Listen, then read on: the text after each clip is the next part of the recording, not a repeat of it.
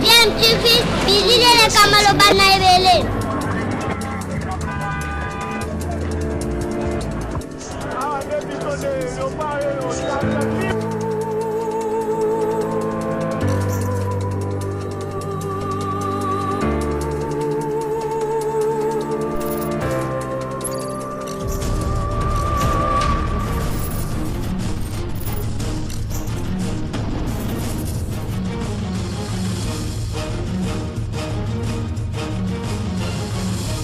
DMTV toujours en avant. Sur DMTV, bonjour ou bonsoir, cela dépend à l'heure à laquelle vous allez nous suivre.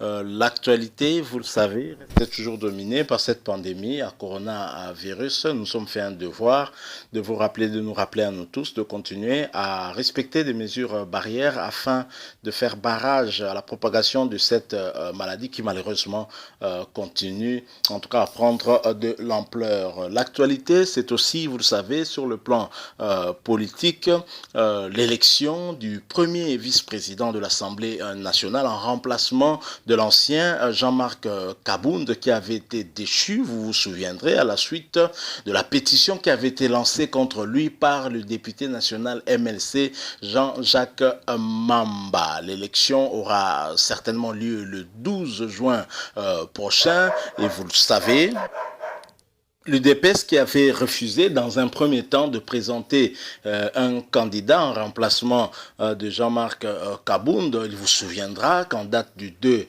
juin, une déclaration avait été lue par le secrétaire général Augustin Kabouya qui prévenait que l'UDPS n'allait pas remplacer Jean-Marc Kabound et qui interdisait tous les députés UDPS à se porter candidat à ce poste et ceux qui se porterait candidat à ce poste se verrait exclure directement du parti. Alors aujourd'hui, il y a volte-face.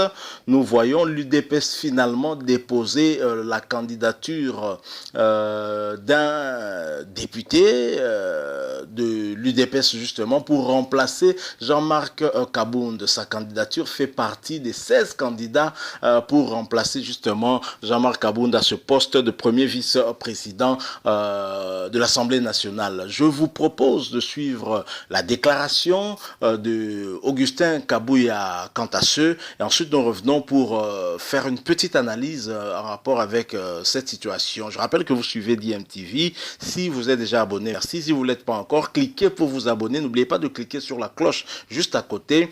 Ça vous permettra d'être notifié des prochaines vidéos que nous mettrons en ligne. Nous nous retrouvons tout de suite après. Tel que vous voyez votre humble serviteur devant vous, je ne fais rien sans se référer à ma hiérarchie. Le 2 juin, j'avais sorti une déclaration. Et je n'avais pas signé cette déclaration sous le quitus de mon épouse ou bien de mes enfants. C'était sur instruction de ma hiérarchie. Aujourd'hui encore, cette même hiérarchie m'a donné des instructions pour déposer la candidature de l'honorable Patricien Seria. C'est ce qui est plus important pour moi au stade actuel. Je me réserve de tout commentaire. Je suis secrétaire général de l'Union pour la démocratie et le progrès social. Aujourd'hui, vous me voyez là venir déposer une autre candidature au nom du parti. Ce n'est ni au nom de ma famille biologique, ni au nom de sa famille biologique. Les choses doivent être dites clairement comme ça pour éviter des confusions de part et d'autre. Les problèmes de coalition dont vous faites allusion, je tiens encore à vous préciser. FCC cache, nous sommes toujours en coalition, puisque pas plus tard, il y a 3 jours, que l'autorité morale du FCC nous avait fait parvenir la liste de ses mandataires et nous avons tout pris pour traiter ça ensemble. Il n'y a pas de problème que nous pouvons spéculer au stade actuel. Ayez vos apaisements. Quand il y aura un problème, vous me verrez toujours. Comme dans mes habitudes, je ne me suis jamais caché derrière les rideaux pour dire quoi que ce soit. Restez d'abord calme derrière les dossiers que nous venons de déposer.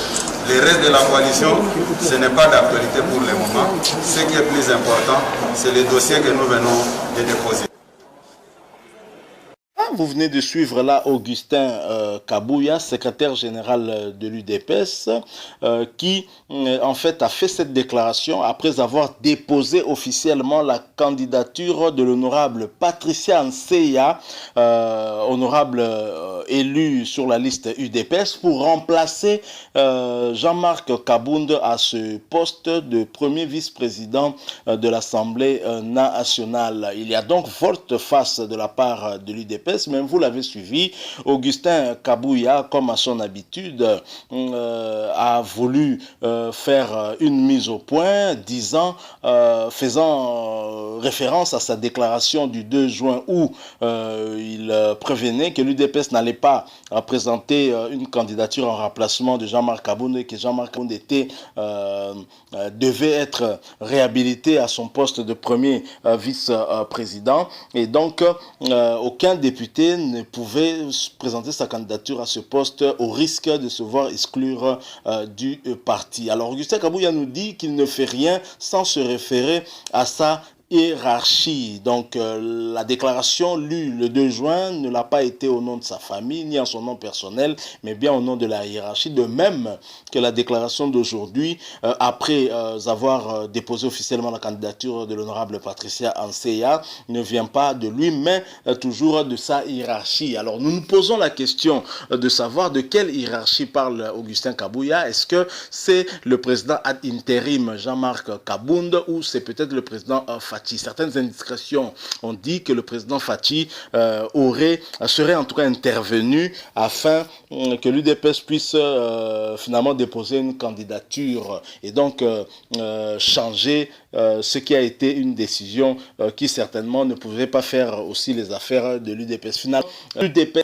par cette candidature déposée, joue à l'apaisement face à son partenaire du FCC, l'UDPS qui, au 2 juin, semblait s'engager dans un terrain de confrontation. Finalement, c'est l'apaisement qui est privilégié. Probablement, le chef de l'État, Félix Tshisekedi, a pesé sur ce changement, sur ce volte-face, comme je le disais. Mais vous savez, en rapport avec l'élection du premier vice-président de l'Assemblée nationale, il y a eu beaucoup qui ont précisé, notamment des cadres de l'UNC, que ce poste ne revenait pas à l'UDPS, mais bien au CACH.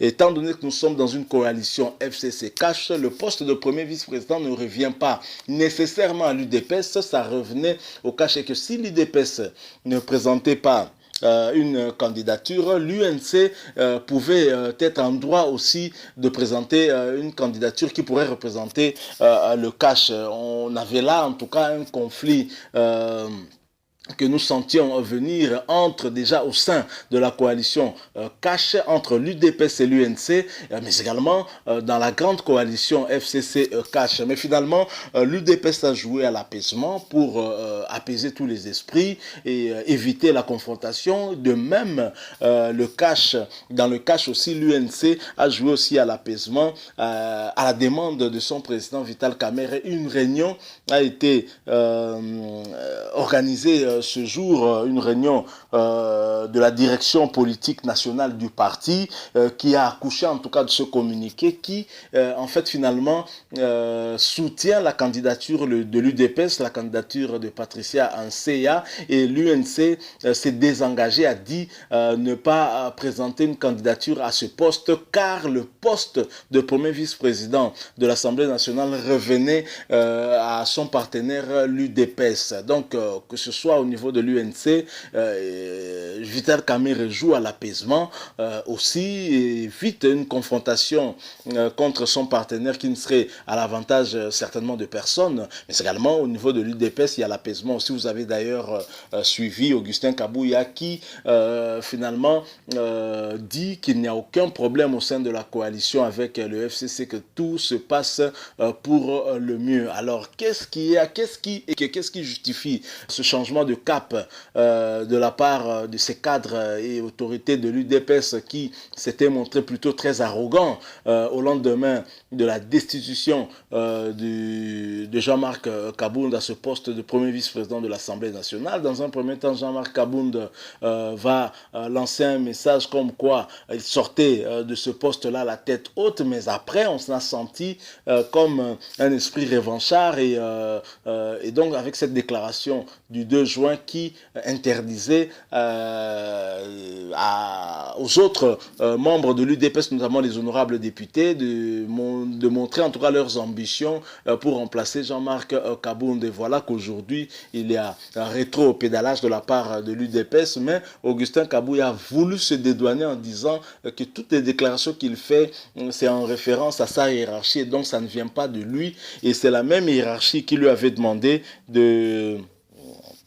certainement de faire la première déclaration, et la même hiérarchie revient sur cette déclaration, lui demande de faire cette deuxième déclaration en allant déposer la candidature de Patricien Sia. Ce qu'on peut retenir de tout ça, c'est que tout semble être revenu dans l'ordre et que certainement Patricien Sia sera élu premier vice-président au niveau de l'Assemblée nationale, ce qui est une bonne chose aussi parce que c'est aussi une candidature féminine. Les candidatures féminines sont vivement encouragées. Après le président de cette institution qui se trouve être une dame, l'honorable présidente Janine Mabunda, nous aurons une première vice-présidente dame aussi de l'UDPS. Nous osons croire qu'elle sera certainement élue parce que là, l'UDPS a joué à l'apaisement et tout ira pour le mieux, pour l'intérêt en tout cas des Congolais. C'est ce que nous espérons aussi tous. Merci, nous arrivons à la fin de notre petite analyse. Si vous avez aimé, laissez-nous un like et pourquoi pas un commentaire. Abonnez-vous également si vous ne l'êtes pas encore. N'oubliez pas de cliquer sur la cloche à ne rien manquer des prochaines vidéos que nous mettrons en ligne. Le coronavirus est réel. Pensez à vous protéger car en vous protégeant, vous protégez également les autres. Respectons les mesures barrières. Merci beaucoup. DMTV vous dit au revoir.